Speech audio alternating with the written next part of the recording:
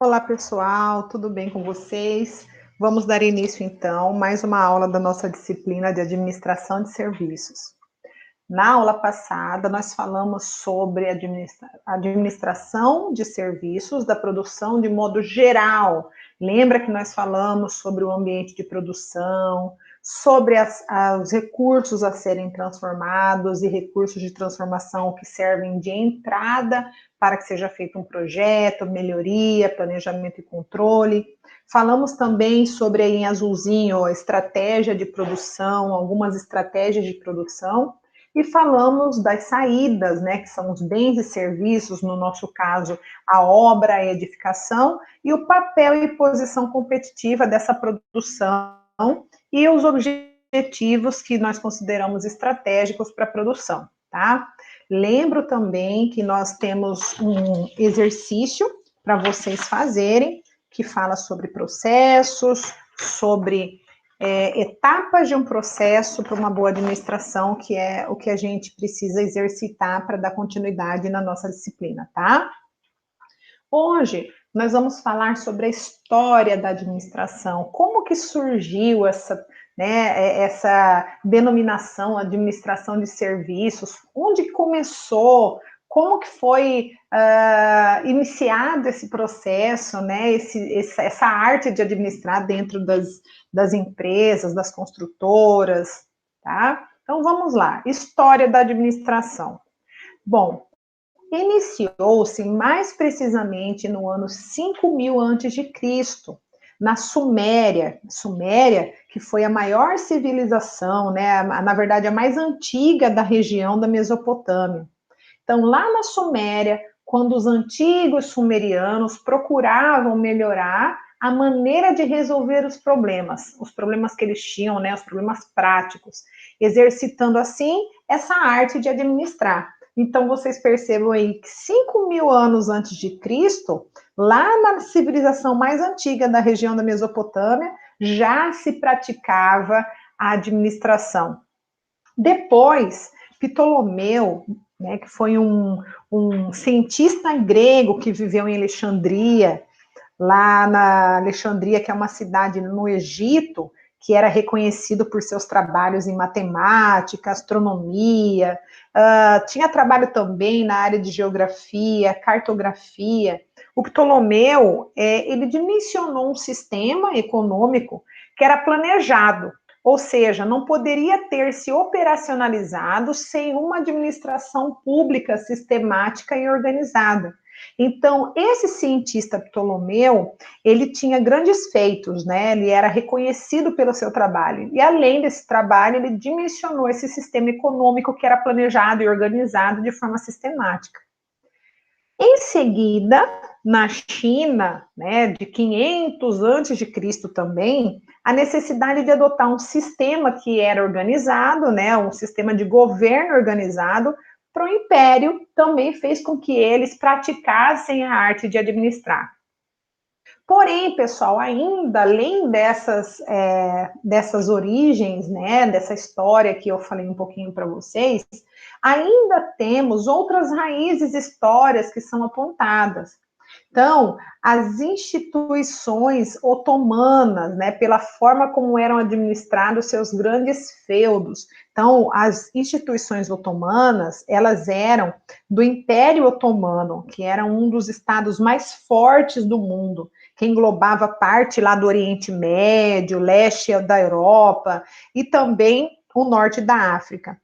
Esse nome, né, otomano, ele é derivado de Otman, que foi um chefe turco que transformou tribos que eram de nômades, né, tribos nômades, em uma dinastia imperial. Então, as instituições otomanas, ou seja, as instituições desse Império Otomano, pela forma como esses feudos, né, eram administrados. Então, o que eles fizeram? A partir, né, desse chefe turco que transformou essas tribos nômades e todo o processo que ele administrou até virar uma dinastia imperial que era do Império Otomano. Então, aí também tem, né, outras raízes históricas, como os prelados católicos, já na Idade Média, destacando-se como administradores natos. O prelado católico, que é uma autoridade na Igreja Católica, né, que tem, assim, autonomia para governar, dirigir uma prelatura ou primazia, que a gente, é como se fosse uma circunscrição da Igreja, uma parte da Igreja. Então, essa administração que foi praticada pelos prelados católicos, já lá na Idade Média, também se destacaram como administradores natos. Alemanha e Áustria, de 1550 até 1700, através do aparecimento de um grupo de professores, também administradores públicos, que eram chamados de fiscalistas ou cameralistas. Por quê? Porque era um grupo de empresários, educadores e também tinham cientistas, tá? Que se esforçaram lá para mobilizar recursos do país e também para apoiar a população e também fortalecer o Estado. Então, as ferramentas que eles utilizaram, né, as práticas que eles tiveram, também se destacaram nessas raízes históricas na história da administração. Com a evolução, né, da sociedade pós-industrial, a administração de serviços ganhou a atenção de empresas por se apresentar como um grande diferencial competitivo. Ou seja, começou-se a perceber que administrar bem os serviços internos de uma instituição, de uma empresa, fazia com que ela tivesse um diferencial competitivo no mercado. Então, em tempos de qualidade total, né, e eficiência operacional, que é o que a gente vem buscando até hoje, nota-se aí uma semelhança muito grande entre os produtos. Então, todos, né, ali em busca de qualidade e também de padronização. Tanto é que hoje a gente tem aí uma sequência, né, de implantação de normas, ISO 9001, ISO ambiental, normas no nosso caso, né, construção civil, normas como regimentos como o SIAC, que é do PBQPH, Programa de Qualidade para Construção Civil. Então, hoje, nos nossos, né, no tempo que a gente vive, a busca pela qualidade, pela eficiência da operação e ali a padronização dos produtos e serviços, né, também, a gente vê essa força da administração de serviços dentro de uma empresa. Mas aí faço a pergunta, onde está a vantagem competitiva de uma empresa, pessoal? A resposta para essa dúvida está na administração de serviços. A empresa que possui, né, uma vantagem nessa corrida, nessa competição, né, do mercado, podemos chamar assim, a vantagem dela está na boa administração dos seus serviços. Então, os serviços, eles possuem uma interatividade maior com os clientes, aquele relacionamento dessa empresa com o cliente, mesmo que a gente não perceba. A relação ali da operação da obra, do canteiro de obras com o cliente, ela é grande. Por mais que a gente não perceba, ache que ali a equipe está executando o serviço e que o cliente lá na frente vai ter a obra pronta e não vai nem saber quem que executou, mas essa relação, essa interatividade, quando existe uma boa administração, o cara que fez ali a pintura vai receber uma informação se o cliente ficou ou não satisfeito com o serviço que ele desenvolveu. Ele vai poder ter uma melhoria para próximo serviço ou ter também um feedback, ou seja, um retorno de como foi o trabalho dele, há essa valorização, essa interatividade maior com o cliente e a equipe da empresa. Por sua proximidade com clientes, os serviços hoje, eles são considerados maiores responsáveis pela conquista e fidelização deles, pessoal. Não existe fidelização de cliente sem ter uma boa administração, um bom serviço prestado. Sem um bom serviço prestado, não existe conquista e nem fidelização de cliente. Gianese, em 94, ele destacou três papéis dos serviços, né, importantes aí dos serviços na indústria. Então, a gente tem Qual que é o papel dos serviços? Primeiro, diferencial competitivo, como a gente já falou, o suporte às atividades de manufatura e são também geradores de lucro. O serviço agregado ao produto, ele vai adicionar valor à oferta final, o que significa o diferencial competitivo para as empresas e seus produtos. Então, quando você agrega um serviço, quando você presta um serviço bem feito, você agrega ao seu produto, quando você vai entregar uma obra e você vai entregar um apartamento, uma casa, vamos falar em uma edificação, uma casa que você constrói, e você agrega algum serviço nessa entrega para que o cliente possa ver o produto e também ver esse produto com o toque dos serviços, né, da equipe que foi ali responsável pela execução, vai ter um diferencial competitivo para a empresa e seus produtos, tá? As atividades de produção, elas existem dentro de um sistema composto por subsistemas. Lembra que a gente falou na aula passada sobre ter um processo macro e os vários processos que são incluídos nesse processo macro? Temos até o nosso exercício, nossa atividade 1, que fala sobre essa questão dos processos dentro de um processo macro. Então, é a mesma coisa aqui que a gente está falando. As atividades de produção, elas existem dentro de um sistema, que é esse sistema geral, é composto por subsistemas, e vários desses subsistemas são compostos por serviços que dão suporte à atividade de manufatura da empresa, ou seja, administração financeira, administração de recursos humanos, que é o que a gente falou. Uma falha num processo desse ou num subsistema desse vai agregar prejuízo lá na frente na entrega desse sistema, né, nesse sistema geral. Algumas empresas descobriram que o seu verdadeiro foco está nos serviços, ou seja, administrá-los de uma forma eficiente gera crescimento. E isso é primordial numa construtora, numa empresa que trabalha com obras. É primordial num construtor, né, na equipe que esse construtor vai liderar, na execução de uma obra.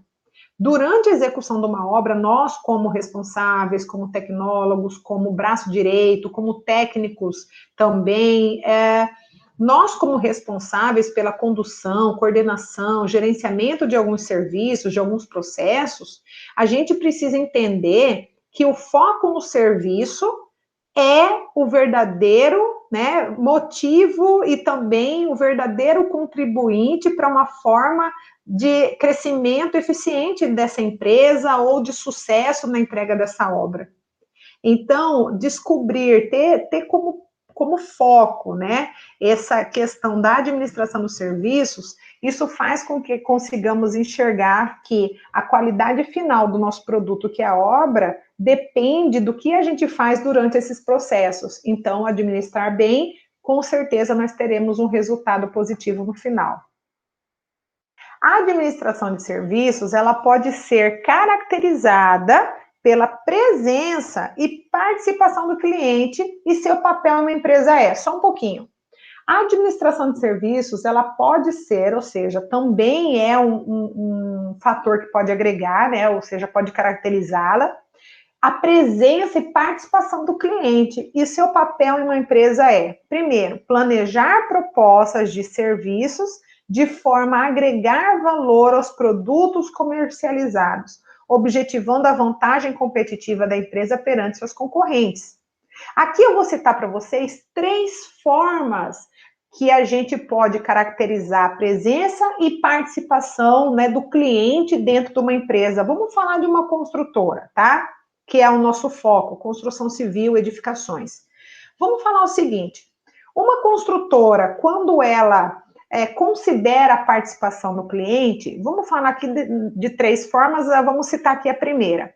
Quando uma construtora, ela chega numa cidade, ou ela começa o seu produto, começa os seus serviços numa região, quando ela faz uma pesquisa de mercado, para saber o que aquela população pensa, o que aquela população idealiza para um empreendimento novo na cidade, na região, ela está buscando a participação do cliente, e o papel do cliente no seu produto final, para poder ter uma vantagem perante os seus concorrentes. Então, a partir do momento que uma empresa se instala, vamos dar um exemplo aqui da nossa cidade, aqui em Cuiabá.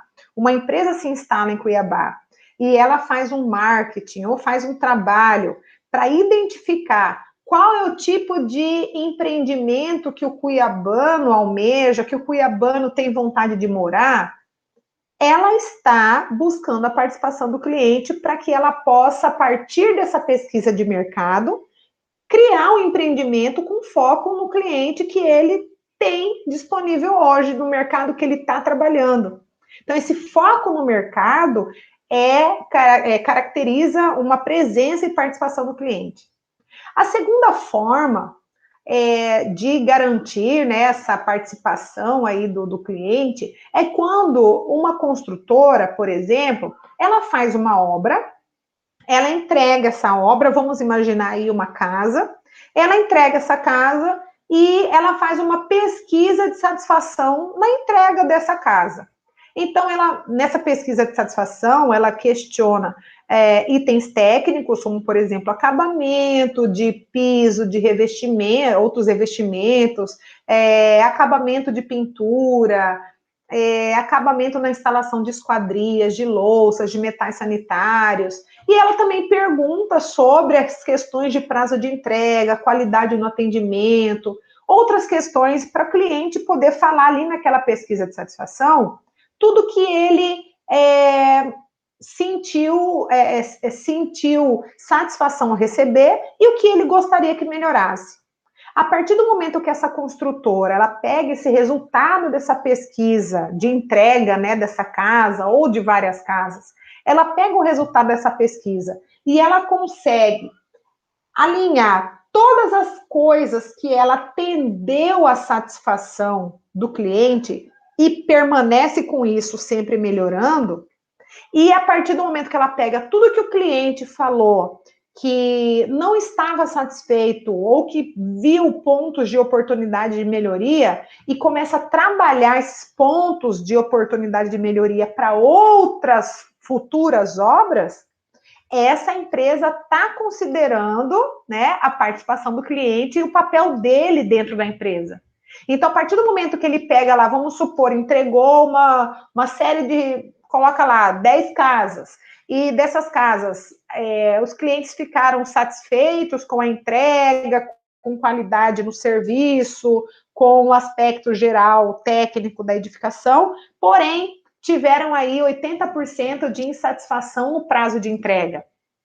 Se essa construtora pegar esse resultado dessa pesquisa e utilizar esse resultado, poxa, 80% dos clientes que eu entreguei as casas ficaram insatisfeitos, eu vou, com o prazo de entrega, o que eu vou fazer? Eu vou planejar serviços para minha próxima obra, para que eu reduza esses 80%, porque um índice de 80% de clientes insatisfeitos com o prazo de entrega é alto, é muito alto.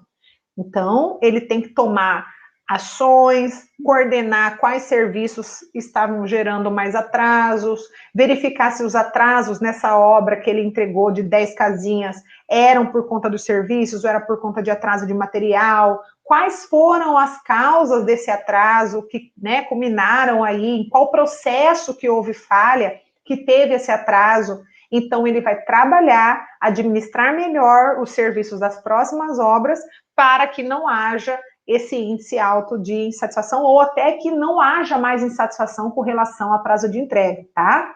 E a terceira forma de uma construtora mostrar, evidenciar a participação do cliente, o papel dele dentro da empresa, pode também ser feita pós-obra, ou seja, um acompanhamento, né, na manutenção, na assistência técnica. Vamos supor, essas 10 casinhas que foram entregues, tá? Essas 10 casas que foram entregues, a gente fez a pesquisa de mercado, que seria a primeira forma, a gente edificou lá que o cuiabano almejava, segurança, um bairro, um condomínio arborizado, e aí atendeu, né, com relação à qualidade também. Essa foi a primeira. A segunda, uma pesquisa na entrega, teve lá gostaram da qualidade, né, da edificação, do que eles viram ali na entrega das casinhas, porém teve 80% de insatisfação, ou seja, então vamos trabalhar isso daí para as próximas obras. E a terceira forma dessa construtora evidenciar a participação desse cliente, né, e o papel dele na empresa, é fazer um acompanhamento pós-obra, um acompanhamento pós-entrega, para ser mais objetivo. Então, quando ele entrega essas 10 casinhas e ele faz um acompanhamento, ou seja, começa a abrir um canal para que esses proprietários entrem em contato com a empresa para poder abrir, por exemplo, chamados de manutenção durante o tempo de garantia e o tempo de responsabilidade da empresa, esse acompanhamento também pode ser utilizado como participação do cliente. Como, professora? Mas como? Eu não estou entendendo. A pessoa abre, sim, por exemplo, hoje existem alguns softwares que são específicos para um acompanhamento pós-entrega. Então, entregamos lá as 10 casinhas e a gente tem um software que é onde o cliente entra em contato. Dessas 10 casinhas, vamos imaginar que houveram lá alguns pedidos de manutenção.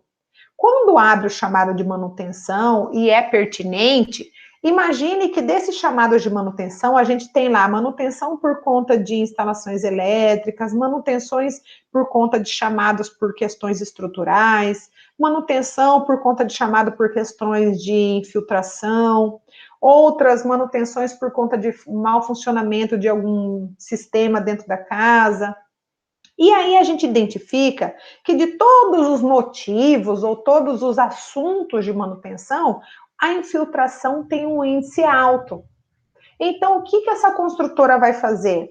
Ela vai analisar, primeiramente ela vai resolver, e aí a gente vai falar mais para frente, né, vai administrar esse processo aí de pós-obra, de manutenção e vai atender os chamados, e depois ela vai fazer o seguinte, ela vai pegar todas as informações. Poxa, eu tenho um índice alto aí de abertura de chamados por infiltração, então infiltração está sendo um gargalo no seu pós-entrega, no seu processo de manutenção pós-obra, né, pós-entrega.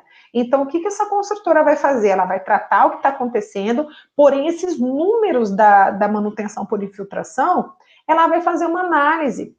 Ela vai fazer uma análise, ou seja, essa informação, essa participação do cliente vai servir como uma análise, uma entrada para análise dessa construtora para um próximo empreendimento. Qual seria essa análise?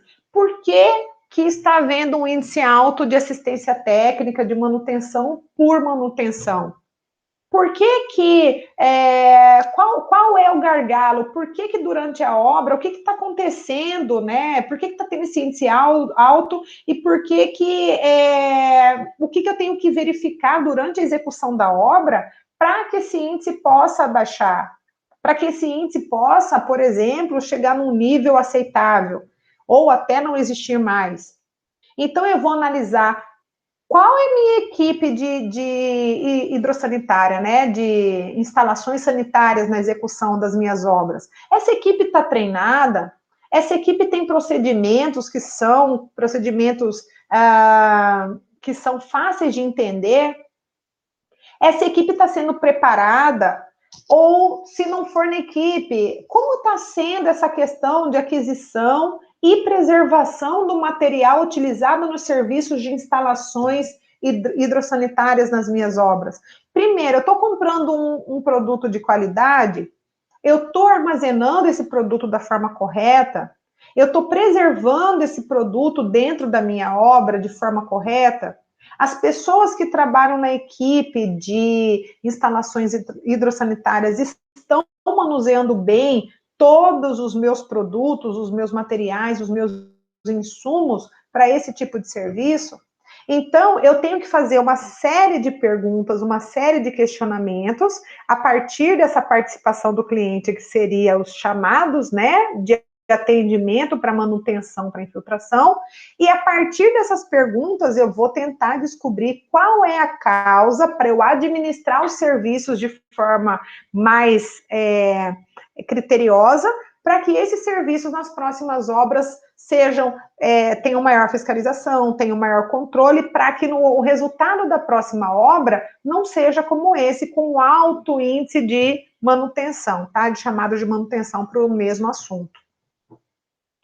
Em empresas de serviços, então, o papel do cliente, ele começa a tomar parte na estratégia da empresa, que é como eu falei, uma construtora, ela vai começar a utilizar dessa participação do cliente, ou seja, numa pesquisa de mercado, ou numa pesquisa de satisfação quando eu estou entregando a obra, ou também numa pesquisa pós-entrega, que é a pesquisa ali que eu falei para vocês de manutenção. Então, desses 3 exemplos que eu citei, são as entradas, né, são utilizadas, essas entradas, né, o papel do cliente, né, passa a tomar parte na minha estratégia, ou seja, eu vou começar a planejar minhas próximas obras com o quê? Com os requisitos que o mercado solicitou, com os requisitos que eu identifiquei na minha pesquisa de satisfação do cliente na entrega que eu preciso melhorar, e também com as sugestões dos clientes, por que não?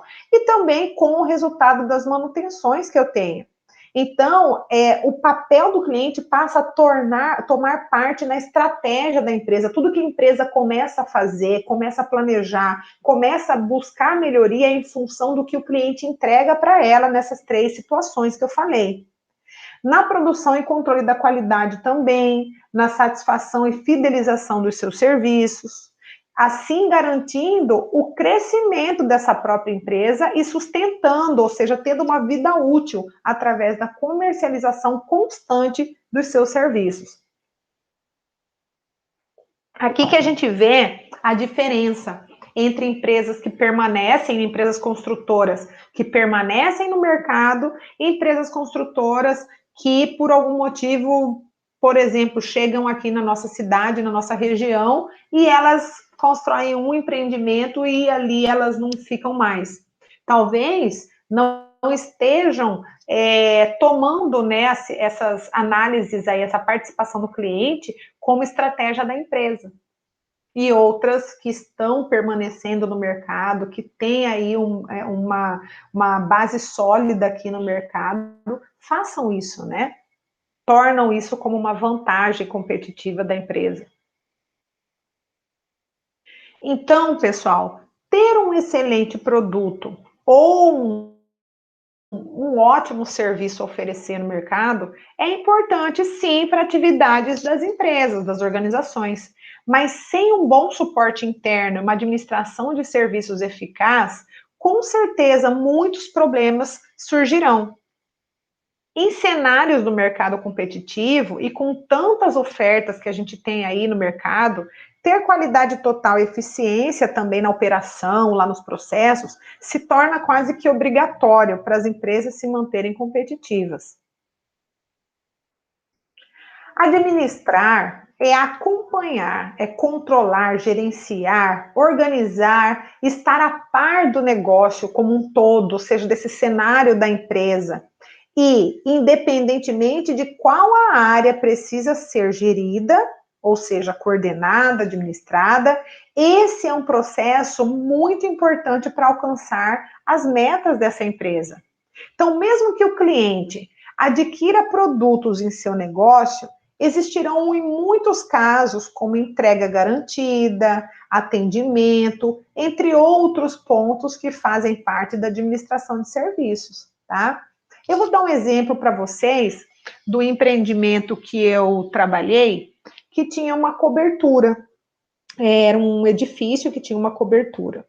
E nesse edifício, quando o cliente comprou, adquiriu essa cobertura, ainda estava na planta, né? E a gente tinha ali, a empresa tinha feito um folder mostrando uma foto. Essa cobertura ela era duplex, ou seja, de 2 andares. Ficava a sala embaixo, sala, cozinha, gourmet embaixo, e na parte de cima ficavam os quartos.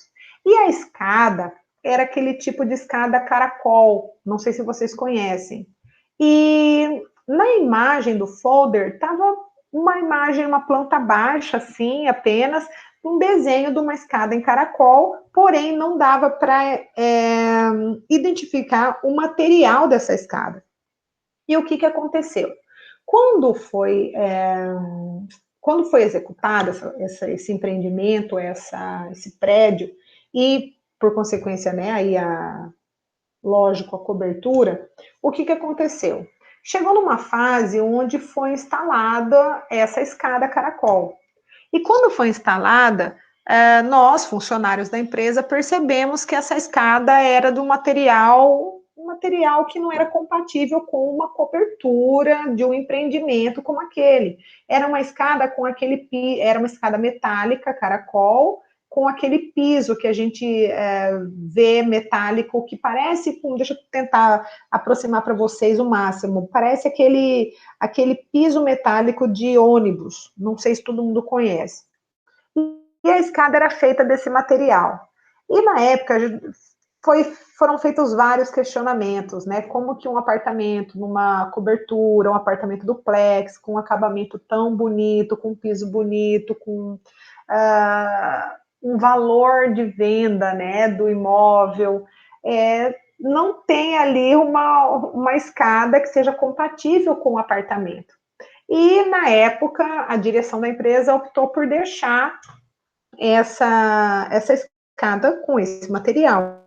E, realmente, a escada destoava, né, dessa cobertura. E o que aconteceu? Quando nós fomos entregar esse apartamento, a cliente ficou encantada com o apartamento, porém, quando a cliente chegou, né, e percebeu que a escada era de um material inferior ao que ela imaginava, e que todos nós, na verdade, técnicos, imaginávamos, ela falou, olha, eu amei o apartamento, eu recebo apartamento, mas eu recebo com uma restrição. Eu não quero essa escada, eu quero uma escada mais imponente, uma escada com material, com uma qualidade melhor, com melhor acabamento. Eu não quero uma escada que seja metálica, e ainda falou, né, com piso metálico, parece escada de fundo de loja. Foi um comentário que a cliente fez, e esse comentário foi registrado na pesquisa de satisfação, e a cliente realmente ficou muito chateada. Ela ficou encantada com o apartamento, mas ela ficou chateada. Porém, ela saiu de lá com a esperança de que a empresa construtora iria substituir a escada. Então, na época, eu mesma, pessoalmente, né, fui conversar com a direção para que houvesse essa substituição dessa escada, para que ou houvesse a substituição, ou ela fosse revestida com madeira ou com algum tipo de pedra mais compatível com o tipo, né, de acabamento que foi aplicado no apartamento, nessa cobertura. E, infelizmente, a direção pediu para pegar o memorial descritivo do empreendimento, e lá só estava descrito escada caracol, mas não falava qual era o material dessa escada caracol. Então a empresa optou por não alterar, porque não tinha descrição do material da escada, então estava lá só a escada metálica, então a construtora optou por não trocar. A cliente ficou tão insatisfeita, ficou tão chateada com o que aconteceu.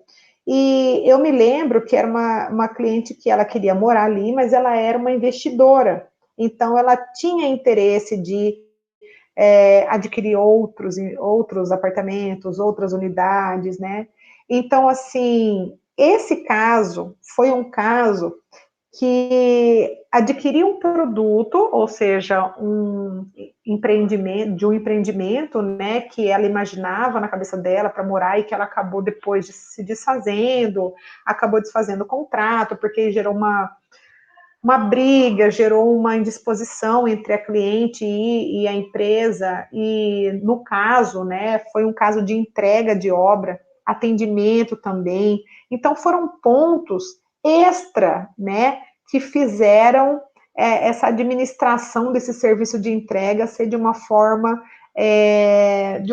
que não alcançou o êxito, no caso de trocar essa escada aí para o cliente, para cativar o cliente, para fidelizar o cliente, porque o que era uma escada, né? Uma escada dentro de um imóvel que custava quase 450 mil. Então, são pontos que a empresa não pensou e que, por isso, ela acabou perdendo uma cliente.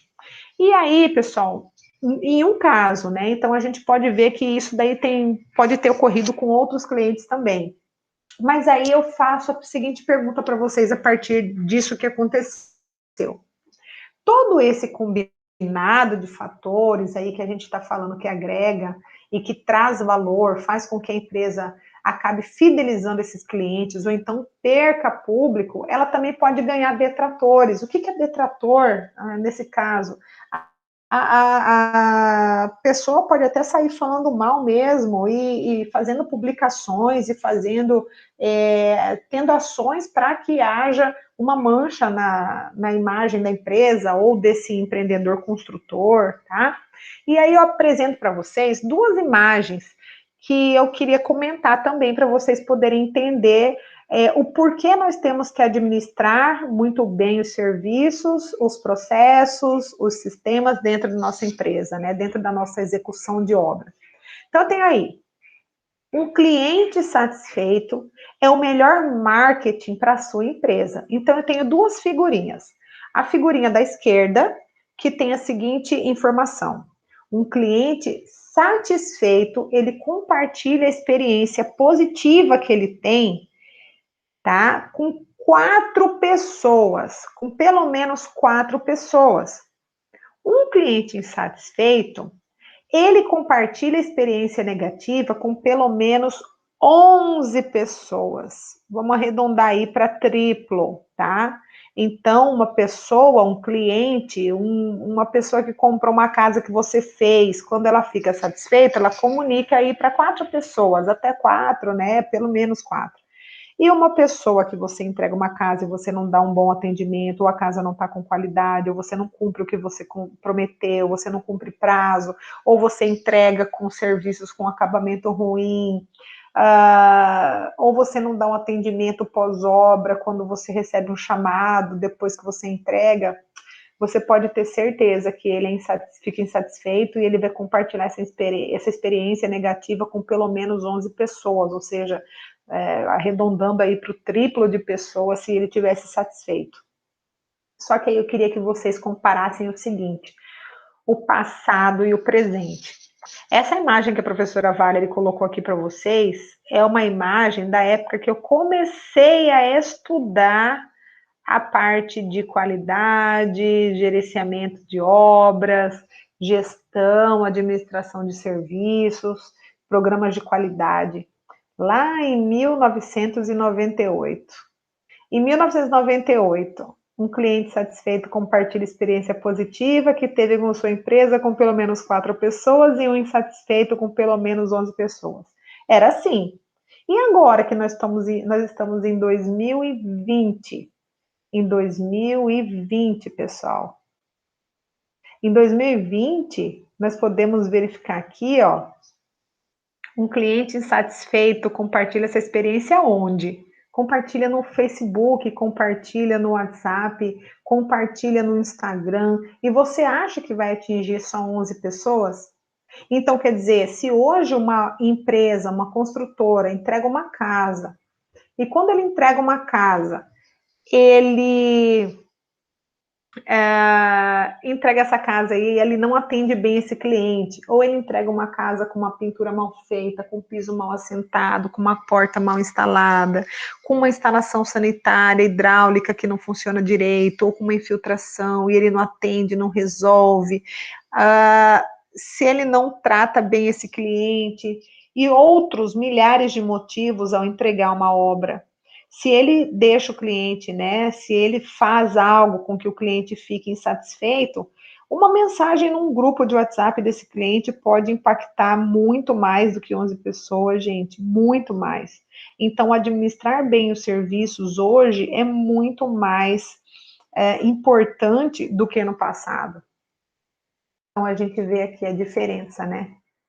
A empresa ela deve fazer com que o cliente viva uma experiência agradável durante todo o processo de compra. Ou seja, lá no primeiro contato, quando o cliente senta com um engenheiro, ou senta com o responsável pela empresa, ou com o tecnólogo para fazer aquela entrevista, aquele briefing, né, para saber o que ele quer construir, como que ele quer fazer a obra, o que ele espera da construção, quantos quartos, quais são as exigências, tem pessoas com deficiência, não tem, quantos quartos que ele quer sobrado, não quer, ele gosta de casas bem, com pé direito alto, gosta de casa com vidro, sem vidro, com muito vidro, sem muito vidro. Então, esse primeiro contato, o atendimento para falar sobre pagamento, sobre parcelamento, sobre equipe que vai executar a obra, sobre requisição de material, o acompanhamento dessa execução, se esse cliente participa, se ele faz visita à obra ou não, se ele é comunicado como que está